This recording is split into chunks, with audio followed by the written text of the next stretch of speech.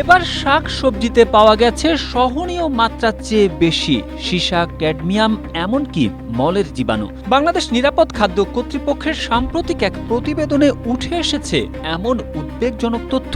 রাজধানী ঢাকার বিভিন্ন বাজার ও এলাকা থেকে শাকসবজির নমুনা সংগ্রহ করে তারা এই পরীক্ষা চালায়। এসব তথ্য তুলে ধরে প্রতিবেদন প্রকাশ করেছে দৈনিক যুগান্তর।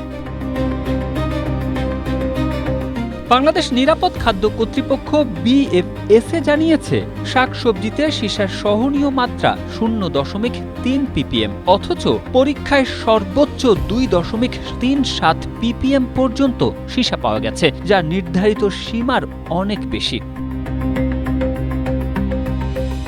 বাংলা কিউআর যেখানে, নগদ পেমেন্ট সেখানে। সারা দেশে 10 লাখেরও বেশি মার্চেন্টে নগদে পেমেন্ট করুন খুব সহজে। বিশেষজ্ঞদের মতে, সীসা ও ক্যাডমিয়ামের মতো ভারী ধাতু দীর্ঘদিন শরীরে জমতে থাকলে কিডনি, লিভার ও স্নায়ুতন্ত্রের স্থায়ী ক্ষতি হতে পারে। বিশেষ করে শিশুদের ক্ষেত্রে সীসা মস্তিষ্কের স্বাভাবিক বিকাশ ব্যাহত করতে পারে। পাশাপাশি উচ্চ রক্তচাপ, হৃদরোগ, এমনকি বিভিন্ন ধরনের ক্যান্সারের ঝুঁকিও বাড়ায়। ঢাকা সহ দেশের 19 জেলা থেকে সংগৃহীত বিভিন্ন খাদ্যপণ্যের নমুনা পরীক্ষার ভিত্তিতে এ প্রতিবেদন প্রকাশ করেছে বাংলাদেশ নিরাপদ খাদ্য কর্তৃপক্ষ। সংস্থাটির তথ্য বলছে, প্রতিদিনের খাদ্যাভ্যাসের মাধ্যমে এসব ক্ষতিকর উপাদান মানুষের শরীরে প্রবেশ করছে, যা দীর্ঘমেয়াদে নানা জটিল রোগের ঝুঁকি বাড়াচ্ছে।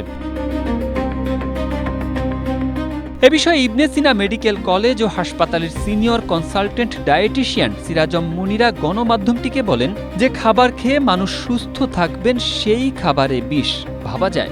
জনস্বাস্থ্য বিশেষজ্ঞদের মতে, নিরাপদ খাদ্য নিশ্চিত করতে উৎপাদন থেকে বাজারজাতকরণ পর্যন্ত প্রতিটি ধাপে কঠোর নজরদারি এবং নিয়মিত পরীক্ষার ব্যবস্থা জোরদার করা প্রয়োজন। Tarek Ahmed, Asia post.